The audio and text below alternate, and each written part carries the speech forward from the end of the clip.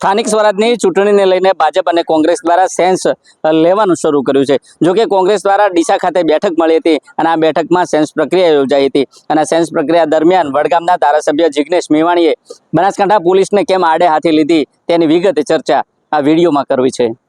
વૈષ્ણવજન તો તેને કહીએ જે પીડ પરાઈ જાનાને રે। નમસ્કાર, હું છું દિનેશ ઠાકોર। નવજીવન ન્યૂઝમાં આપનું હાર્દિક સ્વાગત છે।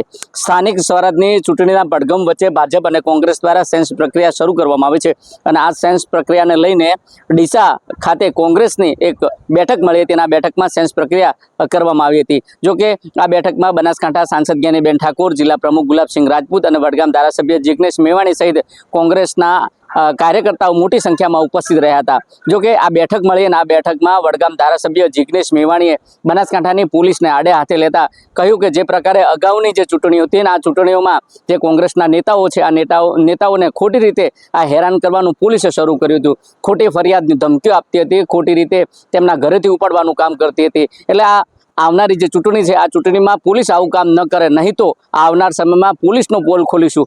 કેમ આ તમામ બાબતને લઈને જિગ્નેશ મેવાણીએ શું કહ્યું તે પણ તમે સાંભળો। આજે ડીસા શહેર અને ડીસા કોંગ્રેસની અમારા જિલ્લા પ્રમુખ ગુલાબસિંહ રાજપૂત અને સાંસદ જ્ઞાનીબેનની ઉપસ્થિતિમાં એક સંયુક્ત મિટિંગ યોજાઈ। બધાને ભરોસો છે કે ડીસા એ કોંગ્રેસનો ગઢ રહ્યો છે, બનાસકાંઠાના થરાદ એ કોંગ્રેસનો ગઢ રહ્યો છે। આ ગઢ, આ કિલ્લો અકબંધ રહેશે, બધા જ મોટી સંખ્યામાં મતદાન કરશે। જે પ્રબુદ્ધ નાગરિકો છે, જે બનાસકાંઠાની જનતા માટે, ડીસાની જનતા માટે રાત દિવસ લડ્યા છે, ઝઝુમ્યા છે, લોકોની વચ્ચે રહ્યા છે, એવા સર્વ સમાજના લોકોને પ્રતિનિધિત્વ મળે એ પ્રમાણે ટિકિટોની વહેંચણી કરવામાં આવશે।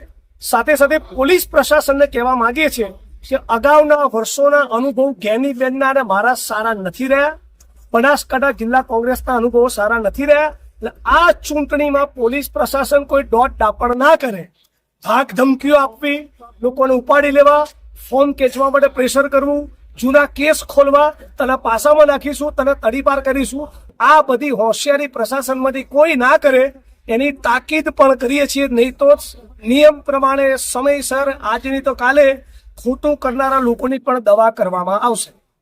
તમે જો જે પ્રકારે ડીસા ખાતે કોંગ્રેસની સેન્સ પ્રક્રિયા હાથ ધરાઈ હતી અને આ પ્રક્રિયા પૂર્ણ થયા બાદ વડગામ ધારાસભ્ય જિગ્નેશ મેવાણી બનાસકાંઠાની પોલીસ પર વરસ્યા હતા અને કહ્યું હતું કે જે પ્રકારે ભાજપના ઈશારે આ બની બેઠેલી જે પોલીસ છે આ પોલીસ કોંગ્રેસના નેતાઓને ખોટી રીતે હેરાન કરે છે, ખોટી ફરિયાદો કરે છે, ખોટી રીતે તેને ધમકીઓ આપે છે, ખોટી ફાઇલો ફેદવાનું કામ કરે છે। એટલે બનાસકાંઠાની જે પોલીસ છે આ પોલીસ આ બધું કરવાનું બંધ કરે, નહીં તો આવનાર સમયમાં પોલીસ શું કરે છે તેનો પોલ ખોલવાની વાત કરી છે। જોઈએ આવનાર સમયમાં આ સ્થાનિક સ્વરાજની જે ચૂંટણી છે આ ચૂંટણીમાં કોંગ્રેસના જે નેતાઓ છે આ નેતાઓને કયા પ્રકારે પોલીસ હેરાન કરે છે અને જો હેરાન કરે છે તો જિગ્નેશ મેવાણી દ્વારા શું કાર્યવાહી કરવામાં આવશે તે તો આવનારો સમય બતાવશે।